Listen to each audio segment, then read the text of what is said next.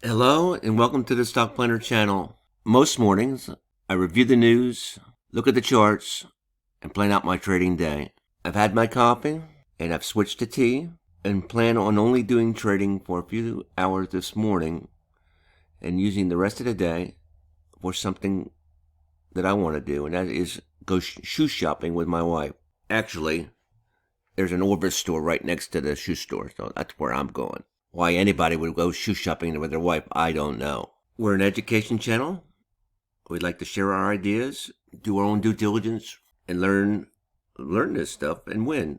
I hope you're developing your own strategy and your own methods. And most of all, I hope you're happy. You must like what you're doing.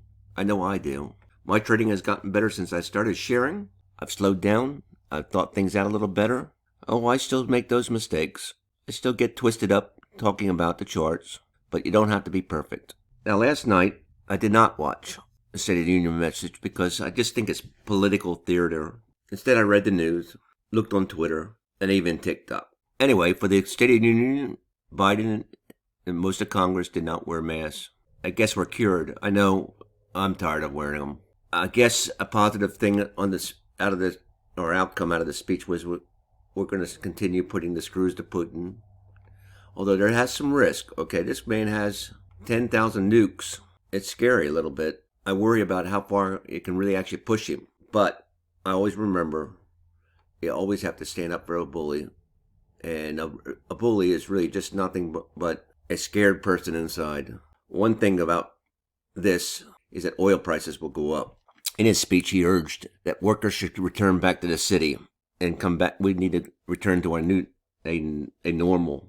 But I don't think the companies are going to bring their workers back to the cities and the offices. I think there's going to be a lot of real estate empty because they have found out that many of these jobs can be done from home. You don't need office space. And while I do think that we need to go ahead and give a closer look to our police departments and have greater scrutiny and no longer allow them to police themselves, and I do think there's some cost savings and waste in every police department, including our local one here. I am for a fully funded police and an active police that are enforcing our laws.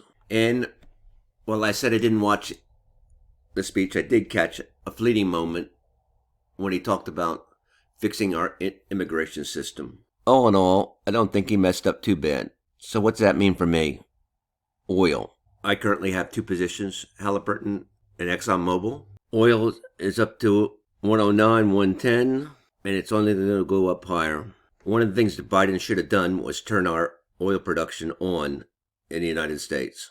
He didn't do that. So we're going to rely on Russian oil. The futures are up. Looking at TradingView, the 500, we got a green bar there. That's good. And it's up slightly. NASDAQ, that's the Dow, positive territory. NASDAQ, seems like we have a little rise last few days. Where it's going today, I don't know. I think what we got to hear is mixed. Inflation is here to stay. Jobless claims is about what they expected. So I guess the biggest thing that's weighing on everybody's mind is Ukraine. And I do worry about it. So going to Discord, my free Discord, and looking at some trade ideas that are there. This is updated 3 or 4 times a day. It has the MACD, the RSI, and the stochastic RSI. And we'll take a look at some of these ideas. You can use this. This is Japan. You can go to any charting package and check it out. I use a charting package and analysis tool called OmniBroker. It allows me to take a portfolio of stocks and do some analysis and reporting. This is the consumer staples sector. And for the last 5 days, it's reporting an RSI buy. XLP. And for me, it is a buy. I think this sector is going to do well during inflation. We had a red bar yesterday. I do believe this is going up there, and this is below the zero line. So we're good there. I believe this is going up. This is Brightco. We had a gap, and now we had an RSI, stochastic RSI, and an MACD all occurring within a few bars of each other, and that's normally an indication of a buy. This is a software company that does facilitates video production. And it's on my list because it's a cheapie. Well, it seems like we have a little issue there.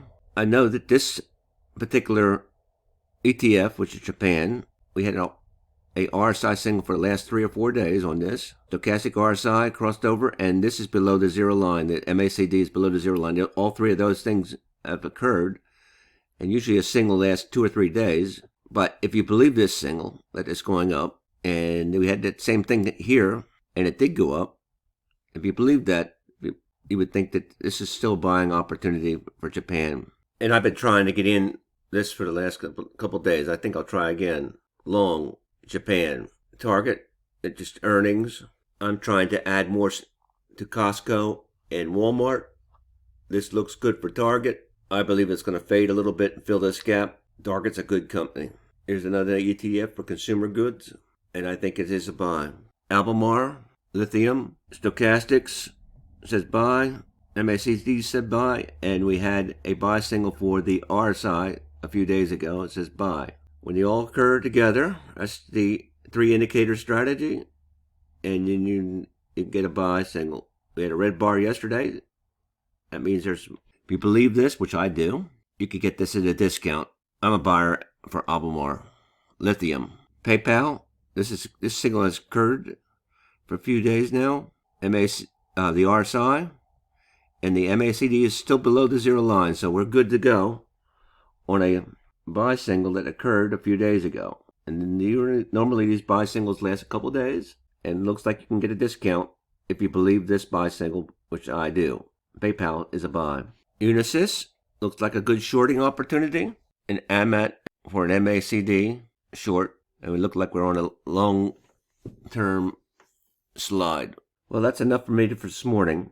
Looks like we're going to have a positive day, and I'm going to go for more positive stocks. Looking at another algorithm that I have out on Discord in our $4 section, $4 a month. Looks like we had AMD for a short yesterday, based on the MACD being above the zero, the stochastic RSI come back around, and the RSI come back around over its 70, and that looked like it occurred yesterday. And there's a little short arrow, and this is not going to last too long. You have some support here. Maybe it's up here. Depends how techs do. I'm not going to short this. Netflix for a consolidation pattern. Doesn't seem like it's going anywhere. NVIDIA, short as well. Again, I'm not going to take it, just like AMD. And since semiconductor, a short here, just like AMD and NVIDIA. That's 3 semiconductors that says it goes short. You play it the way you want to play it. I've got enough. Looking to trade XLP, DXJ, which is a Japan ETF, PayPal, and Albemarle.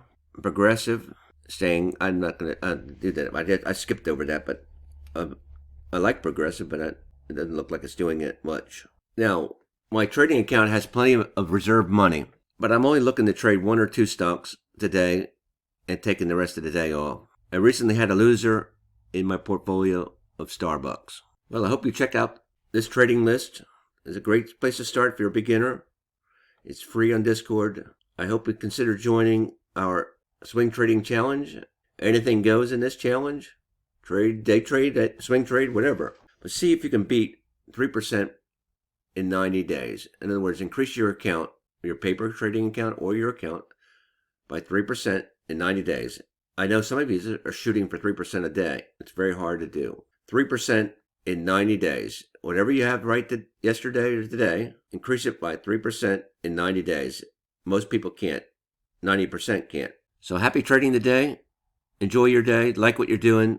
We'll catch you on the flip.